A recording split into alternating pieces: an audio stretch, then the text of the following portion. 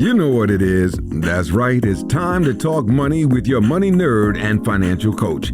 Now, tighten those purse strings and open those ears. It's the Money Talk with Tiff podcast.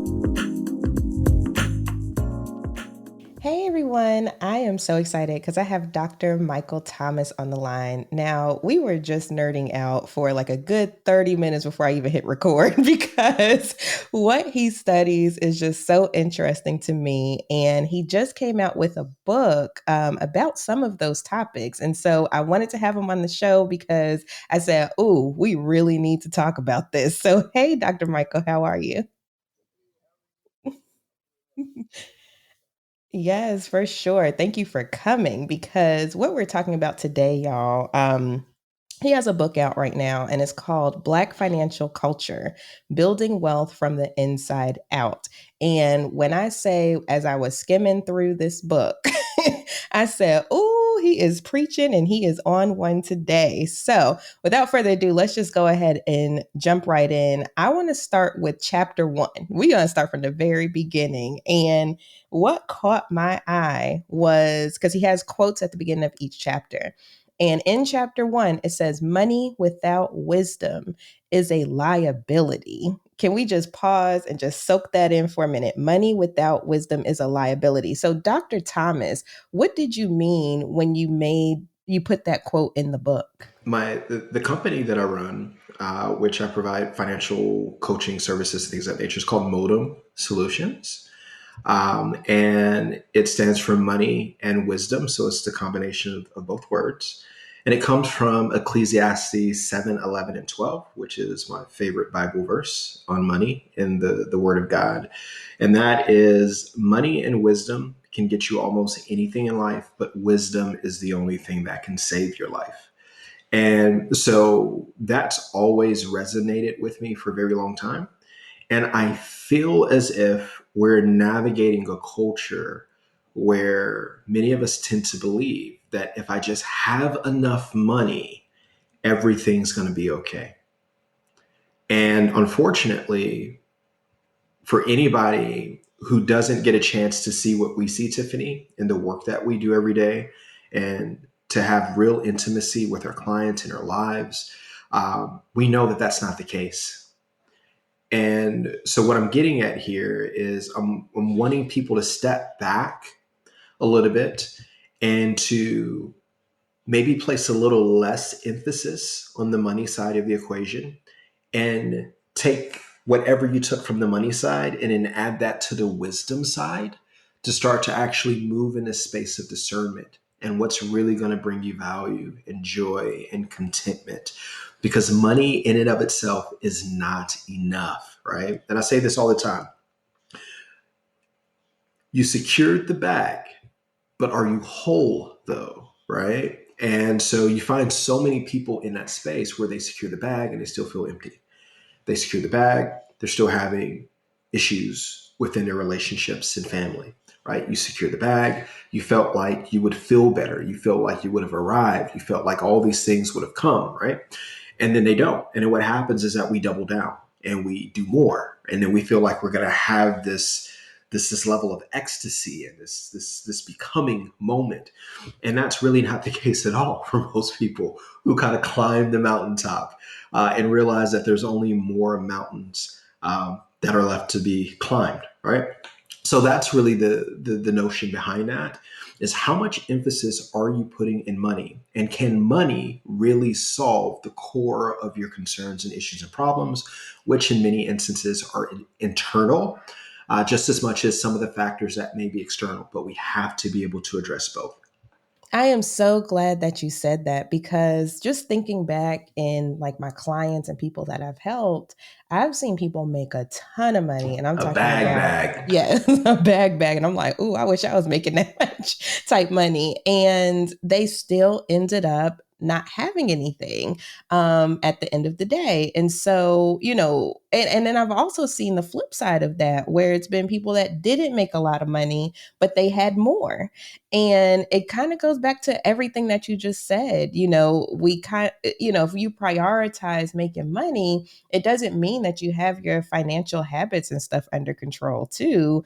And it can actually cause more issues once you do get into that. Because I've also seen clients where they made a ton, so then they took on a ton of debt as well. And Yes. then a job fell through or something happened, and then boom, they're back to square one. So all of what you just said is so true. And I'm so glad that you brought it up just now and even in the book, because I feel like more people need to understand that and making that chapter one. And if I just kind of speak on that just really quickly, it's this whole notion of, I'm not saying that money isn't important, because we navigate a capitalistic system. Um, and money is it's this carrot and stick type dynamic in the way that we navigate space and world. So within the system that we navigate, right, money is the currency in which things move. So it makes perfect sense. So there is significance and importance. However, if you're dealing with psychological and emotional deficits, and you haven't realized that you're utilizing money to self-soothe, no amount of money can fill that void. And this is a level of wisdom that I want people to have early on, as opposed to figuring it out when they turn 40 and 45 or even 50, and then thinking about how much time they wasted by not actually being present in moment and doing so many extraordinary things that don't cost a dime, that facilitate connection and joy and happiness, and chasing after the bag constantly. And there's nothing wrong with that if that's a goal of yours. Like, go for it, have fun, enjoy it, because some people are driven that way and it does make them feel alive. But what I found for the vast majority of people, money isn't the main thing. It's the conduit to what they believe is going to be the main thing.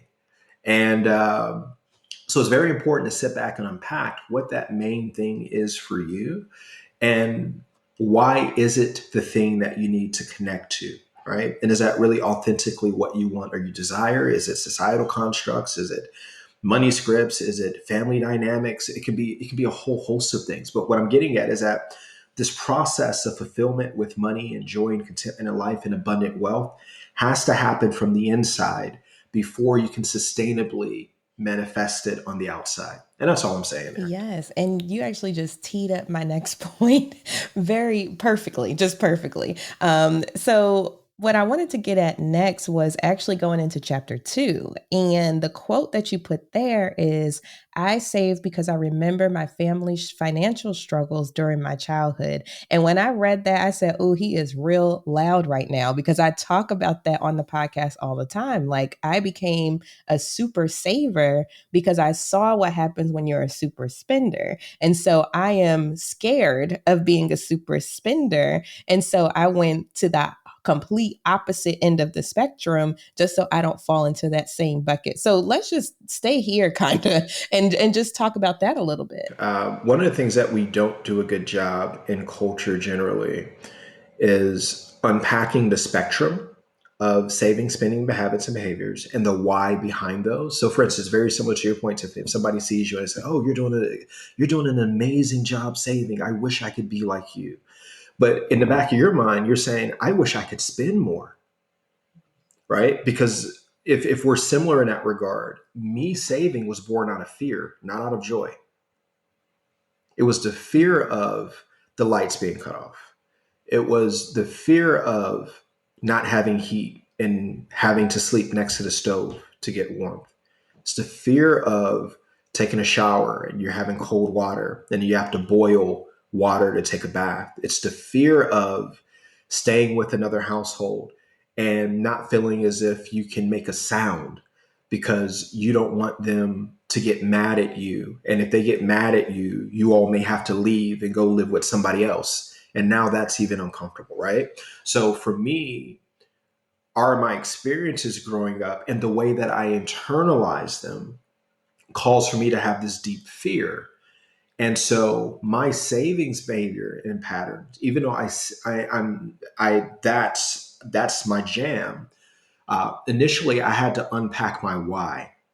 And because I hadn't unpacked my why, it was easy for me to justify that, oh, yeah, I'm not going to go on that trip. Or no, I'm not going to go on that friend's trip. Or no, I'm not going to do this thing and engage in meaningful connection with other people and say that, oh, I'm doing it because I want to save and retire early. That wasn't the case at all. It was because I had this deep fear that I had not unpacked. And my inner child and the boundedness of my inner child was actually manifesting itself in my present. And I literally had to take some time to go back and to think about how I was bounded then and to unwind that boundedness by speaking to the truth and reality of my now, right? When you're a child, you don't have agency really, right? You're at the whim of your parents and other circumstances. And when I go through this unbounding process, and I do this with myself and with clients, then we have to ask, am I still bounded in my level of agency as I was then? The answer is no, right? I have choice now. Resource wise, I was bounded with resources then. Then I have to ask myself a question: am I bounded in the same way resource wise? No. Am I bounded in terms of knowledge and information? No, right? So I can actually now start to create this separation between that inner child and who I am today, and understand that those emotions that I felt came from a very real place. But I also have the opportunity to actually choose differently and to experience life differently and to allow myself and afford myself to have those experiences. And so that's kind of been my process. That's why I lead kind of with that story, that paradigm, because I don't want people to believe that, oh, well, he's just saving because of this or that or the other. I want you to know that I'm very human too, just like anyone else is. And I struggle with the same things like a lot of people do. And so, in unpacking my journey, my perceptions about culture as I saw it growing up and how it impacted me, hopefully it allows for people through my experience to engage in their own journey with some grace and some compassion, and also to walk through a process of unbounding themselves to something from the past that they're no longer bounded by. Yes, I had to do that work myself. So everything that you're saying right now, I'm just like, OMG. No, it's real. Because I was the type of person where I didn't do anything. Like, I'm just like, oh, like I tell the story all the time, even something as simple as buying some shoes that I really, really needed. I'm like, oh, I don't want to do that because I want to make sure I pay off my debt, that type of thing. And so just tapping into why I felt that way was very eye opening for me. And then also just having candid conversations with my mom, for instance. And she was saying that, how she grew up was seeing her aunt, which is my great aunt, use her credit cards and stuff. And so she grew up looking at that like, oh, I want to be like her when I grow up. And so that's how she got into the habit of using credit cards and stuff. And so, just having these conversations with our loved ones and especially those who influence us, so that way we can kind of see where they're coming from, because it's usually an influence for them too. I think that, Tiffany, I think that this is a huge point to emphasize where we're missing something incredibly vital and instrumental in the work of financial socialization as it relates to financial literacy is that, and I say this all the time, how often do we as parents stop after having provided some financial information or have modeled something that we're not even realizing that we're modeling and ask our children, what do you think about that? Like when you see me, how do you think I manage money? Right? Or when you heard me say that or this thing, how does it make you feel? How does it make you think about money? How might you want to do X, Y, and Z with money? Right? And what's so incredibly powerful there is that now we're moving from speaking at children to now speaking to children. Because everything that you said, everything that your mother said, right? Everything that I said, there was an internalization of information. And that seed sits there and it grows. And there's no opportunity to root it out because nobody ever checks to see, well, how did you receive that? And I think that that's such a powerful paradigm that I would love to see more done in our space as it relates to financial socialization, not just telling someone what to do or what to think or what to know information wise, but then also engaging in the relational side of this in terms of how does it make you feel? What might you want to do? Why do you believe that way? Why do you think that way? So that we could potentially root out things that may not be what we intended to model, what we intended to say, and to reframe and to readdress things sooner than later so that we don't get to like 27, 28, and 30 and have taken on all this debt or done all these things because of the way that we internalized something when we were 7, 8, or 9. Mm, yes, that is a word. That is a word.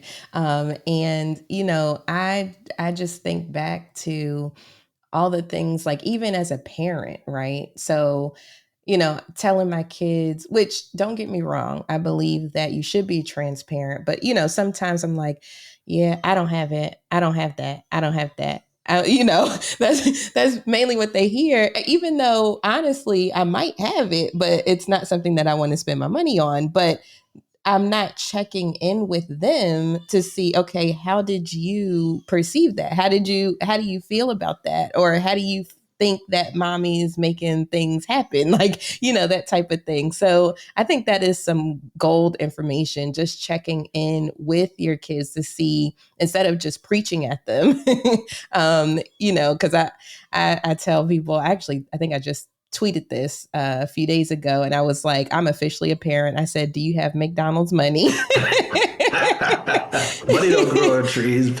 Right. Money don't grow on trees. Do you have McDonald's money? It's like all of these sayings that we heard as a child, and then we just kind of repeat. I haven't heard that one in a while, Tiffany. Do you have McDonald's? But that's like when we were growing up, when you weren't going to McDonald's all the time. Generally speaking, I know at least from my experience, like going to McDonald's was a treat. It wasn't like something that you're doing on a regular, so to speak. But anyway, yeah. Do you And have I'll also McDonald's? say, but see, my kids though, they're real smart with it. They'll be like, yeah, I do. So go ahead and take it from my account. that And I'm that like, allowance touche. that I've been saving. Right. Touche, touche. And they will tell you, like, oh, I have XYZ in my That's account. agency. Yep. You can go That's ahead and take it I from my got the account. bag. Right. But anyway, okay. So this kind of leads into my next point real quick. And in chapter 4, I just want to hit on real quick. You put abundance is a decision before it ever becomes a position. And now when when I'm ingesting that quote after what I just said, right? Because the kids, they're like, oh, I'm abundant. Like I have the money, they made the decision that they have the money. And so So now they're I in a just want to hit position on that. to express their agency, Exactly. right? And so I think a lot about agriculture, okay? Um, because a farmer, when they sow a seed, has to do so out of the hopefulism and the expectance of abundance, right? Because no one just randomly sows seed without considering and thinking that, oh, I'm going to benefit from this at some point. But this is the thing: if you don't have an abundant spirit, you never sow the seed. And that's the power of that. And then what happens is that we perpetuate our circumstances and situation. And then unfortunately, what happens, I tend to believe that time is the most valuable asset that we have. We start to lose time because to have the abundance that many people hope for sustainably and long term, it takes having to till the ground even before you plant the seed, right? So you got to turn up the soil. Once you've turned up the soil and aerate it, then you plant the seed. And then now we have to understand something about the seed. Is it a quick blooming seed? Is it one that takes 5 years or 7 years to bloom? And then once it does bloom, then I'm going to have a orchard of some said fruit for 20 or 30 odd years, right? So what happens a lot of times is that there's so much uncertainty in the process of what abundance looks like in abundance living. But what happens is that when we're rooted in scarcity, instead of sowing seeds, we're just clamoring to what we have, instead of being expectant about something in the future. And so the biggest thing is that if you want to have abundance, you have to be it before you become it. Really, that's the whole idea. There was Winston Marsalis, who's one of my favorite jazz musicians. There was a kid who says, like, I want to be just like you. And so he says, well, be just like me. And he was like, well, like, I can't be like you, like, just like right now. He's like, yes, you can. Because being me is the process of me. What you see is the end of a process of me. But if you be me every day, and he laid out, this is what I do. 30 minutes, I work on X, Y, and Z, and I do it every day. And if you be that consistently, you will become it, right? However, if you're operating in scarcity, you'll never be the thing that you're hoping to become. And so if you want the position, you have to start being that position today, even though you don't see it manifested in the money or in the title or the possessions or the feelings just yet. But the process of being the thing means that in due time, you will be rewarded and you will become the very thing that you've always desired. So if it's abundance that you want, start living abundantly today. Live abundantly in your mindset. Live abundantly in your level of generosity. Live abundantly in just the things that you can control, because abundance begets abundance, right? And it's such a beautiful paradigm, and it exponentiates in value, no different than an investment, right? And so that's kind of the whole notion or idea. But if you don't live abundantly, then you'll never have the abundance that you hope for. It's just the way that it works. And I tend to believe that to be a principle in nature from an agricultural mindset and standpoint. But I think that that is a very true thing as it relates to the way that we navigate our financial lives as well.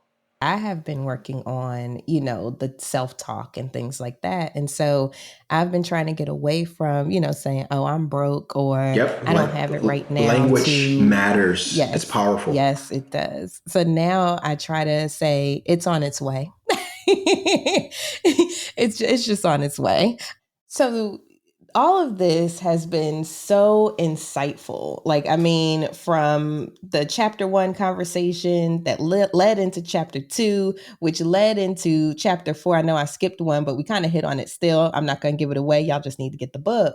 Um, and so it's just been very, very insightful. And I am so grateful that we were able to have these conversations, because we need to have more conversations like this, like getting into the weeds of why we feel the way that we do as it relates to our money. So I just want to say thank you so much, Dr. Thomas, for coming on and talking about this. And again, y'all, the book is called Black Financial Culture, Building Wealth from the Inside Out. And actually, I think I'm going to do some giveaways on this book, because I feel like this could be so transformative for so many people. So if you aren't signed up for the newsletter or following me on social, please do so ASAP, because I'm going to do a few giveaways for this book. I think it's transformative, even in this conversation. And we only did hit like scratch the surface of chapters 1, 2, and 4. So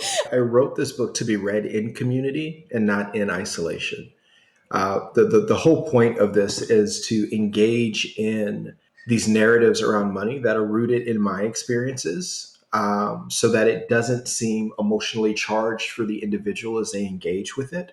Um, but the goal is for people to actually read it together and to go on their own journey, but also within the care and the grace and the love and the warmth of someone else. And if this book does that, I've won, right? I don't necessarily care if I sell like a million copies or whatever it may be, but if I could get families and friends and neighbors and communities to engage in empathy and compassion as it relates to their financial wellness journeys, then I am perfectly okay if that is the one thing that I do in my life that people remember me for.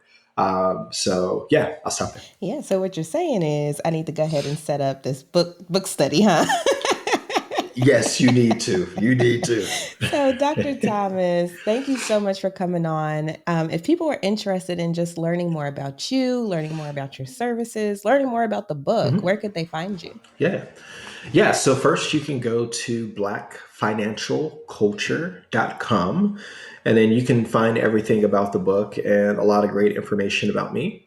I'm also on Instagram primarily, and that's at Modom, Modom, and that stands for Money and Wisdom. Modem Solutions. So you can at Modem Solutions and find me on Instagram, and I'd love to connect with you. Yes, thank you so much. And I'll have all of that information in the show notes. So if you're doing something else, you couldn't write it down, don't worry. Just check out the show notes and I'll have all those links there. So again, thank you so much. This has become my new favorite episode. So I appreciate you and I hope you have a wonderful rest of your day. Thank you for listening, joining, and being a part of the Money Talk with Tiff podcast this week. You can check Tiff out every Thursday for a new Money Talk podcast. But if you just can't wait until next week, you can listen to previous podcast episodes at moneytalkwitht.com or follow Tiff on all social media platforms at Money Talk with T. Until next time, spend wise by spending less than you make. A word to the money wise is always sufficient.